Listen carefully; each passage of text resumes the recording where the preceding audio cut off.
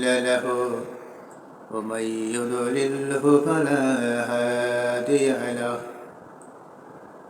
ونشهد أن لا إله إلا الله وحده لا شريك له وأشهد أن محمدا عبده ورسوله اللهم صل على محمد وأزواجه وذريته كما صليت على إبراهيم وبارك على محمد وأزواجه وذريته كما باركت على آل إبراهيم إنك حميد مجيد الحمد لله يسألونك عن الأهلة قل هي مواقيت للناس والحج আবার বলা হয়েছে ওয়াল কমর কদ্দারনাহু মানাজিলা আলহামদুলিল্লাহি রাব্বিল আলামিন আল্লাহ তাআলার দরবারে শুকরিয়া জ্ঞাপন করিলাম আল্লাহ রাব্বুল আলামিন সারা জাহানের সৃষ্টি করনে ওয়ালা লালন পালন করনে ওয়ালা देखने वाला सुनने वाला সেই আল্লাহ তাআলার দরবারে লাখ শুকরিয়া জ্ঞাপন করে আমি রওনা হইলাম সূরা ইয়াসিনের মধ্যে আল্লাহ রাব্বুল আলামিন বলেন ওয়াল কমরা কদ্দারনাহু মানাজিলা আল্লাহ রাব্বুল আলামিন বৈরামী চন্দ্রের জন্য নির্দিষ্ট করে দিয়েছে বিভিন্ন মান্দিল সহ চন্দ্র সূর্য থেকে আলাক স্টাইলে চলাফেরা করে সুবহানাল্লাহ আল্লাহ রাব্বুল আলামিন বলেন সূর্য চলে এক গতিকে এক স্টাইলে আর চন্দ্র চলে তাহার অন্য স্টাইলে আল্লাহ রাব্বুল আলামিন বলেন ইয়াসআলুনাকা আনিল আহিল্লাতি কুল হিয়া মাওয়াকিয়াতু লিন-নাসি ওয়াল হজ আল্লাহ রাব্বুল আলামিন তার হাবিবকে বলেন ইয়া রাসূলুল্লাহ ও আমার বন্ধু মুহাম্মদ সাল্লাল্লাহু আলাইহি ওয়াসাল্লাম আপনাকে কাফের বেঈমানেরা নতুন বৎসর সম্পর্কে নতুন চাঁদ সম্পর্কে আপনাকে জিজ্ঞাসা করবে প্রশ্ন করবে বলা হয়েছে মক্কার জমিনে কাফেরের দলেরা প্রত্যেক বৎসরের প্রথম দিন দিয়ে বা প্রথম দিক দিয়ে নতুন বৎসরের শুরুতে নতুন চাঁদ ওঠার শুরুতে প্রত্যেক বছরই নবীজিকে প্রশ্ন করিত মক্কার কাফেরের দলেরা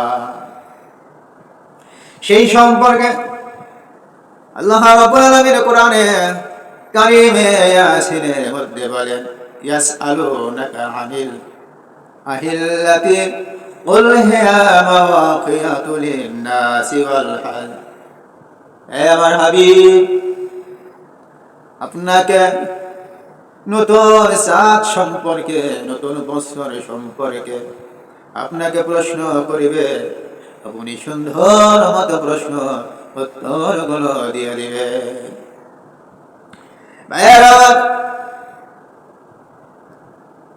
মানুষ মনে করে বা কাফেরের দলেরা মনে করতো মক্কার পণ্ডিতের দলেরা মনে করতো মুহাম্মদকে প্রশ্ন করে প্রশ্ন বিদ্ধ করতে পারলেই হয়তো মুহাম্মদকে একটু কেসের মধ্যে ফেলানো যাবে আর মুহাম্মদকে যদি গলে মালে কেসের মধ্যে ফেলাইয়া যদি এটাকে ছোট করা যায় হয়তো হইতে পারে সে ভুলের মাতালে এমন একটি কথা বলতে পারে যে কথার বিনিময় আল্লাহ রাব্বুল আলামিন নারাজ হয়ে যাবে। আর নারাজ হয়ে গেলে তো আল্লাহ তাআলা মুহাম্মদকে ছেড়ে দিবে, মুহাম্মদকে আর ভালোবাসবে না। সুবহানাল্লাহ। এইটা মক্কার কাফেরের দলেরা মনে করত।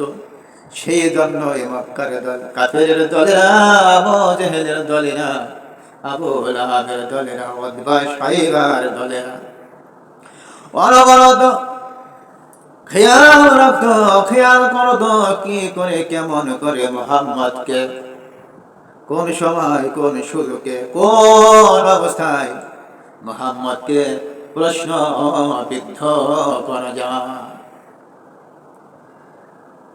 একদিন হযরত আবু বকর রাদিয়াল্লাহু তাআলা আনহুর কাছে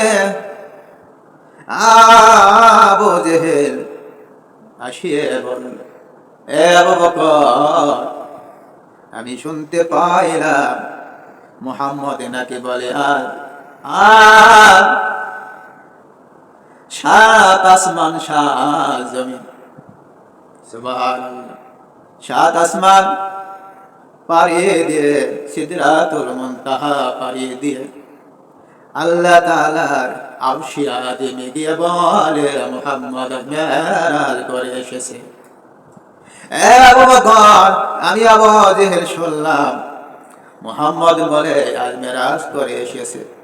এই আবু বকর, তুমি বলো তো দেখি এই মুহাম্মদ কি এটা সত্য কথা বলছে কিনা?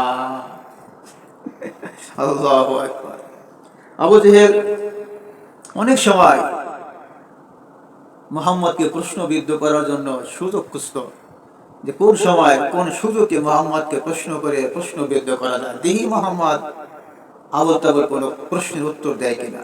এই সুযোগে মানে এরকম খেয়াল ধারণা নিয়ে সবসময় আবু জেহেল, আবু লাহাব, উতবা শাইবা এরা ফন্দে বাজে থাকতো যে কোন সুযোগে মুহাম্মদকে প্রশ্নবিদ্ধ করা যায়। সেই জন্য একদিন আল্লাহ রাসূলের দরবারে গিয়ে বলতেছে, আবু জেহেল,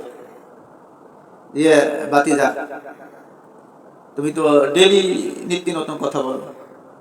সুবহানাল্লাহ। আবু জেহেল বলতেছে মুহাম্মদকে, এ বাতিজা মুহাম্মদ, তুমি তো শুনি ডেইলি নতুন নতুন কথা বলো, আজকে কি কোনো নতুন কথা আছে তোমার কাছে? সুবহানাল্লাহ। আবু জেহেলের কথা শুনে মুহাম্মদ সাল্লাল্লাহু আলাইহি সাল্লাম বললেন, চাচা যা আছে। সুবহানাল্লাহ। আবু জেহেল বলে যে মুহাম্মদ, তুমি তো ডেইলি নতুন নতুন কথা বলো, আজও কি কোনো নতুন কথা আছে? আবু জেহেলের এই প্রশ্নের উত্তর শুনে মুহাম্মদ সাল্লাল্লাহু আলাইহি ওয়াসাল্লাম বললেন, চাচা যা আজও একটি নতুন কথা আছে। সুবহানাল্লাহি ওয়া বিহামদিহি সুবহানাল্লাহি আযীম। আবু জেহেল বলে, চাচা যা কি সেই নতুন কথা বলো, একটু শুনি। মুহাম্মদ সাল্লাল্লাহু আলাইহি ওয়াসাল্লাম বললেন, চাচা যা আমি এইমাত্র মেরাজ করে আসলাম। সুবহানাল্লাহ। আবু জেহেল বলে, চাচা যা মেরাজ কোন জায়গায় করলেন? আবু জেহেল বলে, চাচা যা মেরাজ কোন জায়গায় করলেন? মুহাম্মদ সাল্লাল্লাহু আলাইহি